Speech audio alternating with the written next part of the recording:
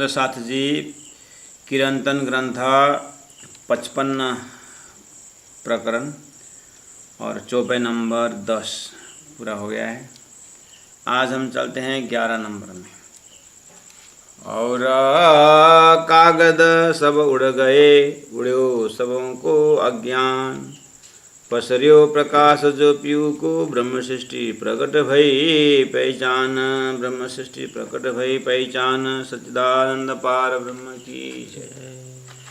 और कागज सब उड़ गए, प्रसंग है बुद्ध अवतार की। सूर्य उदय होने के बाद दिया का उजाला उड़्यो अर्थात नगण्य हुआ, पेट्रोल में से उजाला उड़्यो अर्थात नगण्य हुआ। सूर्य उदय के पश्चात बिजली की बत्ती, बिजली की जो उजाला जो है उड़्यो अर्थात नगण्य हो गया। अर्थात उपासना जब आया तो कर्मकांड नगण्य हुआ।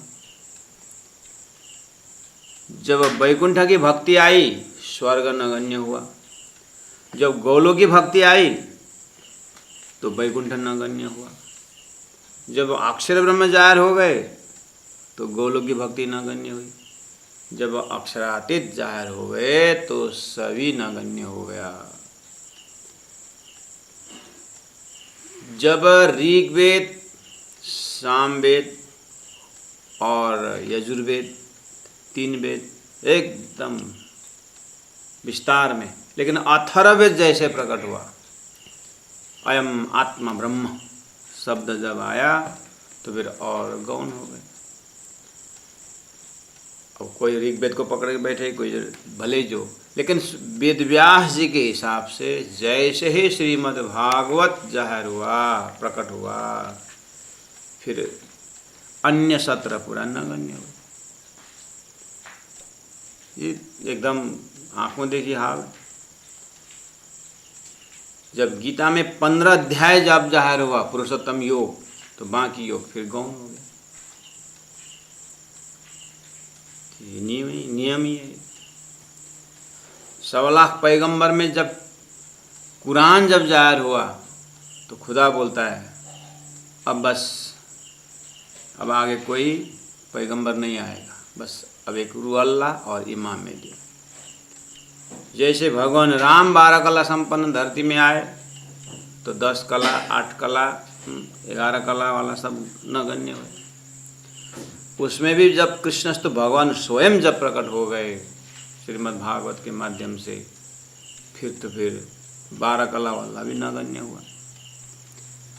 अब कृष्ण के अवतार के पश्चात कलयुग में बुद्ध कल के अवतार होना बाकी है। बस जैसे बुद्ध अवतार अर्थात तारतम वाणी धरती में जब सूर्य प्रकट हुआ तो स्वतः अन्य शास्त्रों का तेज अपने आप कम हो गया, अन्य अवतारों का तेज अपने आप नगण्य हुआ। लेकिन उस समय में परमात्मा के ही आज्ञा से ये सब क्या थे, एक्टिव थे। तो लेकिन धरती का नियम है, तो परब्रह्म परमात्मा को पता है कि आत्मा ज्ञान जब हो जाता है, जब मानसिक बल प्रबल हो जाता है तो शारीरिक बल गौण हो जाता है। जब बौद्धिक बल जब सक्रिय हो जाता है तो मनोबल अपने जगह में कमजोर हो जाता है। ऐसे जब आत्मा बल आ जाता है फिर जो है अन्य बल कमजोर पड़ जाए। हालांकि जरूरत कुछ हद तक होता है। इसी तरह प्राणनाथ जी सबको समराइज करते आ रहे हैं कि धरती में जब बुद्ध अवतार सबकी भविष्यवाणियों की पूरा करते हुए जब बुद्ध अवतार जाहिर हुए तो कहा और कागज अन्य धर्मशास्त्र ग्रंथ।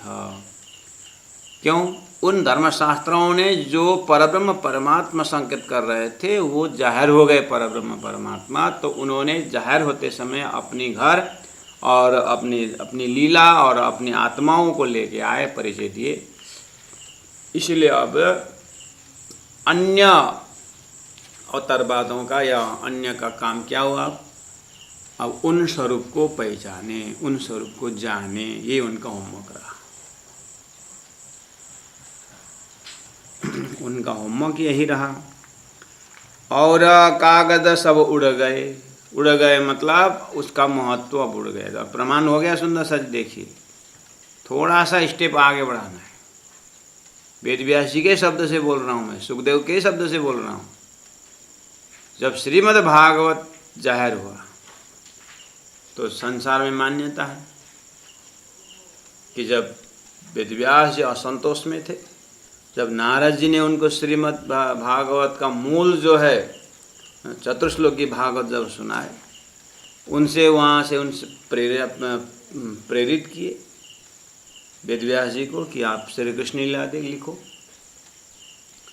जब कृष्ण लीला से भरपूर श्रीमद् भागवत जाहिर हुआ तो अन्य 17 पुराण गौण हुए। ये शास्त्र प्रमाण है और ये लोगों के जन जन में सबके मुखारविंद से पद्म पुराण जैसे ग्रंथ श्रीमद् भागवत की महिमा गाती है। और सभी ग्रंथों की जो है भूमिका में श्रीमद् भागवत के लिए बहुत से लिखते हैं, श्रीमद् भागवत की बातें करते हैं। और श्रीमद् भागवत जब संसार में आ गया तो अन्य पुराण गौण। यहाँ तो इतना तो पचाते कि नहीं पचाते। जैसे गीता को सभी उपनिषद पढ़ाने के बाद लास्ट में गीता उपनिषद गीता पढ़ाते हैं। उसमें उपनिषत्सु ब्रह्म विद्यायाम योग शास्त्रे श्री कृष्ण संवादे, लास्ट में जाकर के उपनिषत्सु उपनिषदों में गीता सार। इसका मतलब गीता का सार निकालो। अब गीता का सार 15 अध्याय। ऐसे से भागवत ग्रंथ जब सार आ गया, जहाँ पर वेद व्यास जी को शांति मिली। क्यों? श्रीमद् भागवत का सार निकालो, 10वें स्कंद, 10वें का सार निकालो, 35 अध्याय, 35 अध्याय का सार निकालो, 5 अध्याय। रास 5 अध्याय आने के बाद संपूर्ण सुंदर सा जीवन में जब प्रेम प्रकट हो जाता है, बाकी सब गौण हो जाता है। प्रेम खोल दे सब द्वार। चलो वहाँ तक पहुँचने में साधना टाइम लगेगा, लेकिन लक्ष्य तो पता चले कि मेरे जीवन में क्या हासिल करना है। तो शास्त्र पढ़ने वालों को यही तो बता रहे हैं। तो महामती क्या बोल रहे हैं?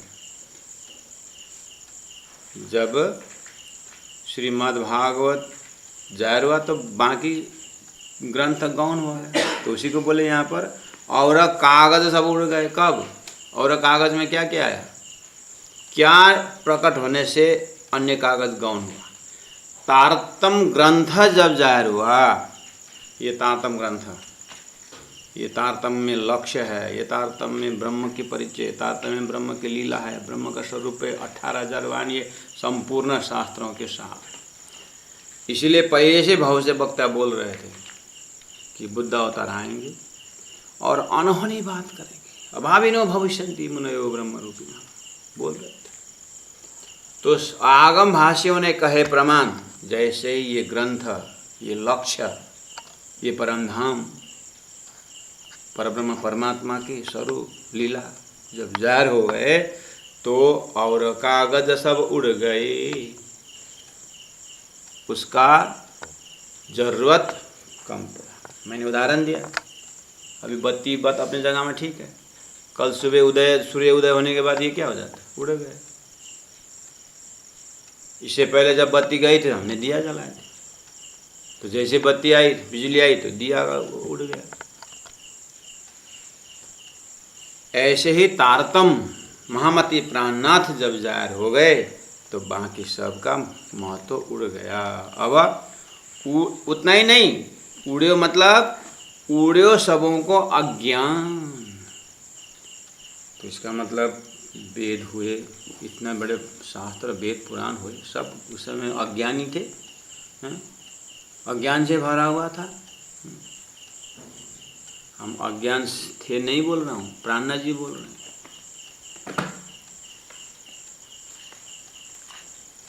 वो लड़का छोटा सा भाई हाथ में जो प्लास्टिक का घड़ी दिए थे उसके भैया ने, हैं, तो बहुत खुश होकर के गया था।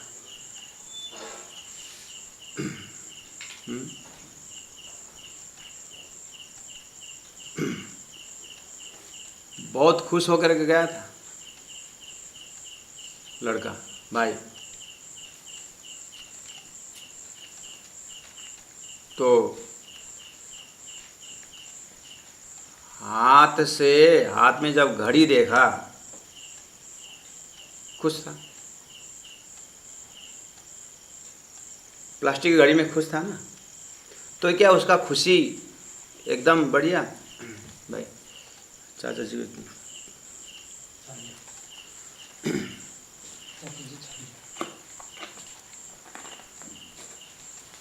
चाचाले यता बस्नु भन्न छलियो भन्छु।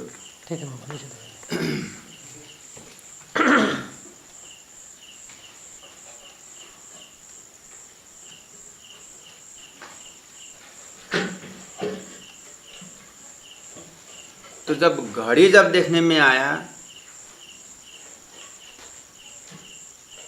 वो निशंक था, वो तत्कालीन समय में निशंक था, तत्कालीन समय में निशंक था। लेकिन उसके भैया के नज़र में वो निशंक था। तो जिन्होंने घड़ी दी थी प्लास्टिक की वो तो खुश था। लेकिन जब आप विचार करो वो तो खुश है, वो निशंक है। लेकिन आपको तो मालूम है कि ये तो प्लास्टिक की घड़ी है। वो ऐसे ही वेद शास्त्र उपनिषदों द्वारा सब ज्ञानी थे जैसा लगता है। वेद शास्त्र उपनिषद ज्ञानी थे लगता है। लेकिन यही सही तो है। तो इसीलिए बोल रहे हैं कि और कागज सब उड़ गए उड्यो सबों को अज्ञान। उसले छल्दैछ आँखा भन्छु देख्दैन यिनीहरू बुढाले त्यतै राखे फेरि म आँखा जुझेको छैन सङ्केत बुझ्दैन। उसले छलिरहेछ कि यता राख यता राख भनेको। अनि जबै भए पो त नि यतापट्टि बसाएर न अलिकति आँखामा त्यो मेरो आँखा देखेर डाइरेक्ट छलिरहेछ।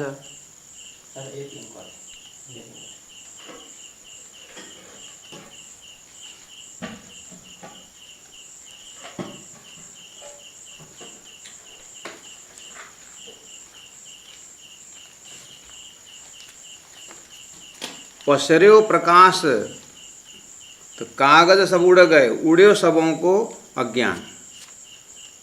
तो वेद शास्त्र उपनिषद होते समय तो सब ज्ञानी, तो सभी ज्ञानी तो वेद चतुर्वेदी है, द्विवेदी है, त्रिवेदी है। ये द्विवेदी त्रिवेदी कहाँ से है? सब वेदों का जानकार लोग। लेकिन वो सब अज्ञान बोल रहा है। क्यों? दिया के आसपास जो है प्रकाश तो उजाला ही है ना। लेकिन आप ही विचार करो, सूर्य उदय का ज्ञान और ये दिया का ज्ञान में फर्क होता है कि नहीं होता है? वो ऐसे ही समझना। यहाँ कोई पक्षपात मत करना महाराज। वेदों में बहुत ज्ञान है, लेकिन परब्रह्म परमात्मा कहाँ रहते हैं, कैसे हैं, क्या करते हैं, ये संसार और परब्रह्म परमात्मा में क्या फर्क है, ये वाली बात वेदों में नहीं मिलता है। बस वो एरिया अज्ञान है। परमात्मा का धाम, परमात्मा का नाम, एक नाम जो बताया है लेकिन खुलासा नहीं किए, और उनकी लीला, और उनकी लीलाओं में से संसार लीला क्या है, संसार का महाकारण क्या है, ये वाली बात आपको है लेकिन उसके ऊपर ध्यान नहीं है। तो वेद स्वयं बोल रहे हैं 1,00,000 मंत्र है, उसमें से 80,000 मंत्र कर्मकांड और 4,000 मंत्र ही ज्ञान का पोषण है। तो 4,000 ज्ञान का है, वो भी कितना ज्ञान का है? आत्मा परमात्मा एक, आत्मा परमात्मा एक करके बोले, लेकिन वो आत्मा परमात्मा एक स्वप्न एरिया की जागृत का एरिया का वो खुलस्ता नहीं। इसीलिए प्यारे भक्तजन सुंदर साथ जी महामती प्राण जी कहते हैं, जैसे तारतम उदय हुआ, जैसे बुद्ध अवतार की बुद्धि संसार में आई, जैसे ब्रह्मधाम और ब्रह्म सृष्टि जाहिर हुए, अब सभी का जो अज्ञान था उड़ गया, उड़्यो सबों को अज्ञान।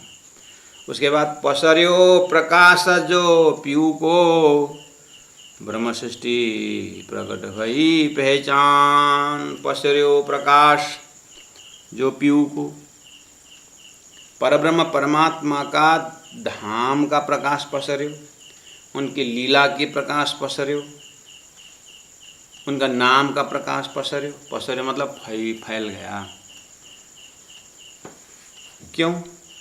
ब्रह्म सृष्टि प्रकट भई पहचान, संसार में ब्रह्म सृष्टि जाहिर हो गई। बद्ध मुक्त मुमुक्षु शास्त्र बोल रहा था, इस तरह से आत्माओं का कैटेगरी था। कुरान में आम खास खासल खास, आम कुन्ना हो जा कहने पर हो गए, ऐसा एक सृष्टि है जिसको आम खलक बोलते हैं कुरान में। और पुराण में एक हम बहुश्याम, मैं एक हूँ बहुत हो जाऊँ करके जो सृष्टि हुई, ये जीव सृष्टि। अब अक्षरातीत परब्रह्म परमधाम से जो आत्माएं आती है वो ब्रह्म सृष्टि, अर्थात ये जो बर्तन है ये जीव सृष्टि है।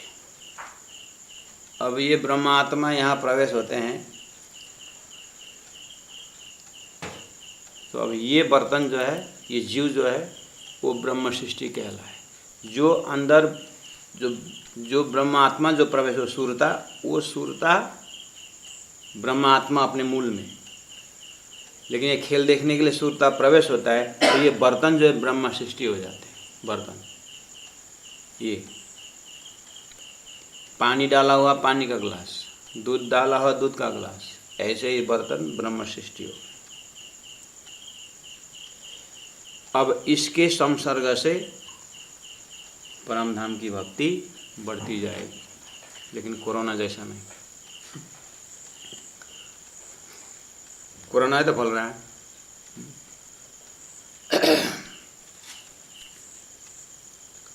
वो बोलते हैं, उनको बोलते हैं ब्रह्म सृष्टि। देखो ब्रह्म सृष्टि भाई, वो ब्रह्म आत्मा जब सृष्टि से संपर्क हो जाता है, क्योंकि जीव जो है संसार के सृष्टि के अंदर है, ब्रह्मात्मा वो ब्रह्म मुक्त ही मुक्त है, लेकिन ये खेल जो बना हुआ है उनके लिए, इसलिए वो उत्तम जीव में आके प्रवेश होते हैं, तो ये खेल का अनुभव करते हैं। बस उनके साथ साथ में उनके सत्संग करने से अब ये सबकी ब्रह्मधाम की बातें जाहिर होगी। पसर्यो प्रकाश जो पीयू को, ब्रह्म सृष्टि प्रकट भई पहचान।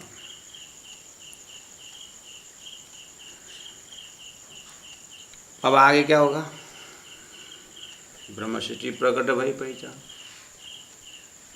ठौरा ठौरा थाने दिए। अब ब्रह्म सृष्टि धरती में आ रहे हैं तो ठौरा ठौरा जगह जगह थाने दिए, मतलब स्थान बनाते गए, पद चिन्ह रखते गए। यदाचरति श्रेष्ठ तत्तदेवे तरो जनः, गीता बोल रहा था। आगेवान जिस मार्ग से चलते वैसे चलना, तो आगेवान कौन है? ये ब्रह्म सृष्टि जैसे चलते वैसे चलते। तो ठौरा ठौरा थाने दिए, उमरकोट से जामनगर होते हुए दीप बंदर, अब्बासी बंदर, सूरत, दिल्ली होते हुए पद्मावतीपुरी धाम, पन्ना मध्य प्रदेश, ठौर ठौरा जगह जगह तीर्थ बनाते हुए बाला अपन में हरि भजे जगत से भय उदास। तीर्थ भी आस करेगा कब आएगा दास बोलते। तीर्थ को भी बहुत समय से पाप धोते धोते तीर्थ भी अभी पवित्र होते। तो उन तीर्थों को भी पवित्र करने के लिए संत संसार में आते हैं करके पहले से ही था। और इसी तरह सारी सृष्टि को पवित्र करने के लिए परब्रह्म परमात्मा का आगमन हुआ। पसरियो ठौर ठौरा थाने दिए मेला हुआ है मद देश। अब ठौर ठौरा मेरे थाने दिए मेला हुआ है जो मद देश। पूरा विश्व के सेंटर में जम्बूद्वीप, जम्बूद्वीप के 9 खंड, उनके 9 खंड में भरत खंड, भरत खंड के अंदर हिंदुस्तान, हिंदुस्तान के भी सेंटर में मध्य प्रदेश, मध्य प्रदेश के भी सेंटर पन्ना में हुआ मेला मद देश।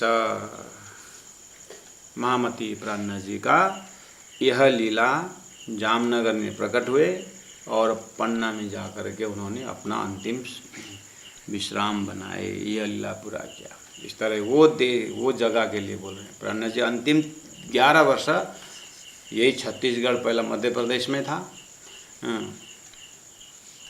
अभी भी उसको मोटा मोटी मध्य प्रदेश ही बोलते हैं, तो उसका छत्तीसगढ़, उसका पन्ना में मेला हुआ है मद देश। अब छत्रपति नमे नेहसों, महामती प्राणनाथ जी का अब आप भी तक श्रवण कर रहे हैं।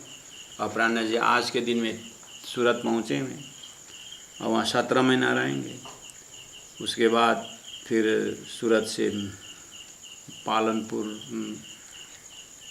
सिद्धपुर, पालनपुर होते हुए फिर पालनपुर सिद्धपुर होते मेड़ता पहुँचेंगे और मेड़ता से फिर मथुरा वृंदावन होकर के दिल्ली पहुँचेंगे।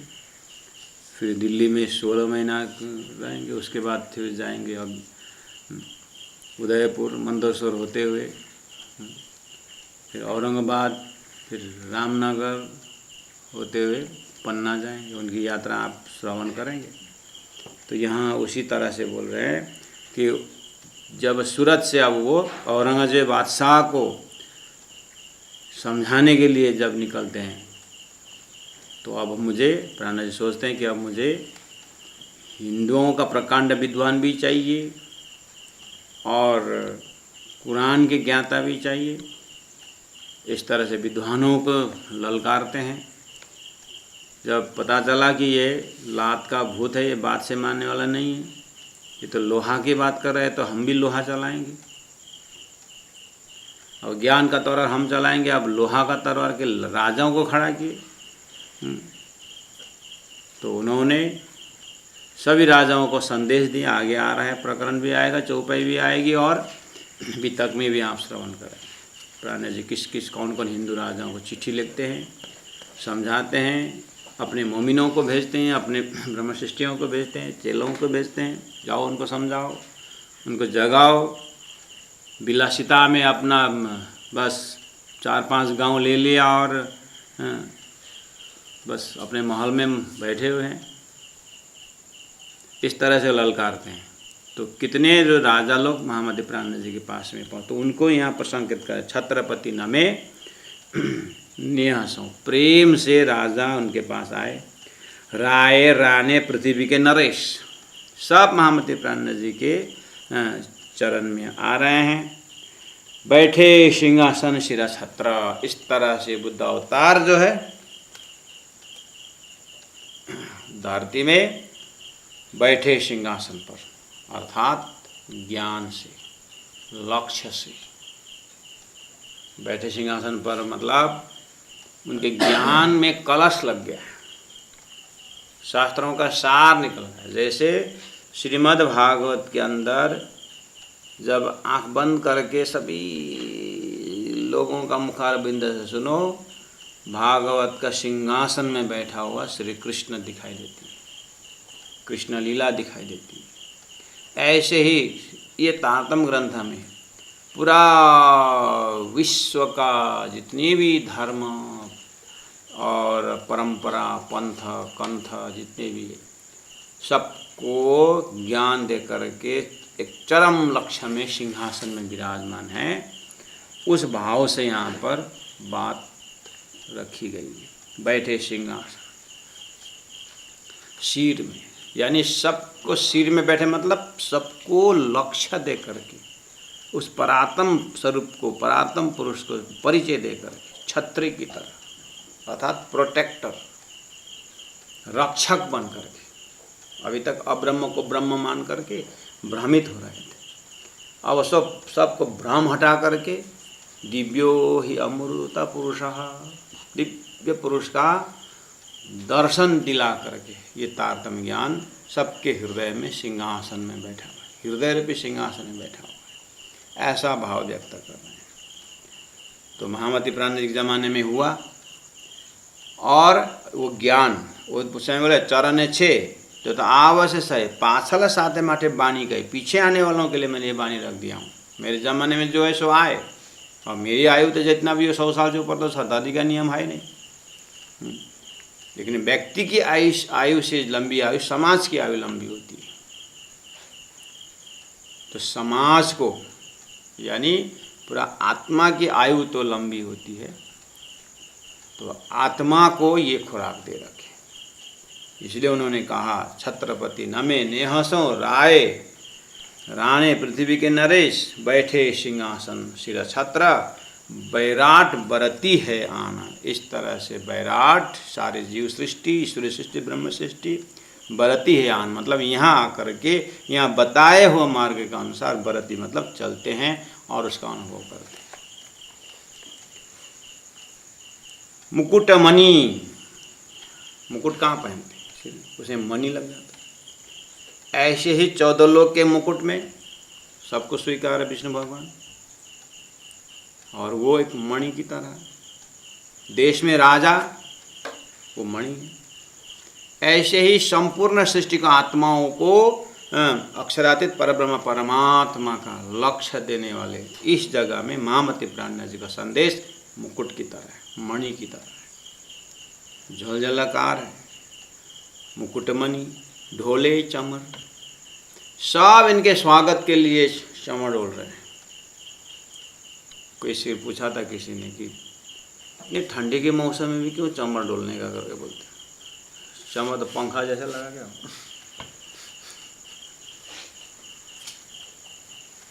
चमर डोलने का मतलब शान है, वो पंखा हवा के लिए नहीं है, वो एक शान है। सभी आत्माओं का मालिक, तो सभी भविष्य वक्ताएं, सब भविष्यवाणी बुद्ध अवतार महामती प्राज्ञा जी की आगमन में सब चमर ढोल रहे हैं, अर्थात सब स्वागत कर रहे हैं। नवखंड घूरे हैं निशान, पूरा 9 खंडों में अर्थात मर्तलोक को जम्बूद्वीप के 9 खंडों में घूरे मतलब ये ज्ञान जो है उनका ये प्रभाव और स्वभाव जो है घूम रहा है। ज्योत जागृत बुद्ध जो रहे, इस तरह से जागृत बुद्धि का ज्ञान का ज्योत जो है जोरदार रूप से फैल गया। सूर्य उदय होने के बाद धीरे धीरे धीरे प्रकाश पूरी तरह फैल जाता है। ऐसे ज्ञान जो है फैल रहा है। ज्योत जागृत बुद्ध जोर हुई, सतवाणी क्यों है विस्तार, ये सत परम धाम की वाणी क्यों है विस्तार। महामती प्राज्ञा जी अकेले दीपबंदर से निकले थे, पन्ना पहुँचते पहुँचते 5000 का जमात हुआ, तो उनके तत्कालीन समय में लौट के देखिए तो विस्तार होगा कि नहीं। तो अभी बोलते हैं इतने महामती प्राज्ञा प्रचार के 5000 जमात हुआ, हमारे में कोई बोल, हमारे में कोई प्राज्ञा जी जैसे मेहनत कर कोई निकले हैं कोई, तो मेहनत अपनी होनी चाहिए। कितने लोग गुरुजनों को दोष देते हैं कि गुरुजन क्या कर रहे हैं, धर्म प्रचार नहीं हो रहा है। गुरुजन क्या कर रहे हैं, तुम क्या कर रहे हैं, पहले वो देखो।